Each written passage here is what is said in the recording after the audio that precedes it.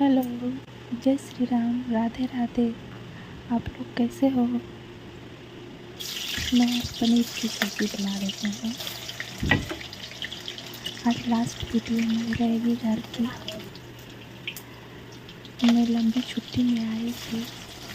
अब मेरा छुट्टी आज ख़त्म हो गई। मैं जा रही हूँ अपने परिवार से दूर, बच्चे से दूर, ड्यूटी पे। पता नहीं वहाँ पे क्या होगा, कैसे होगा, कैसे रहूँगी।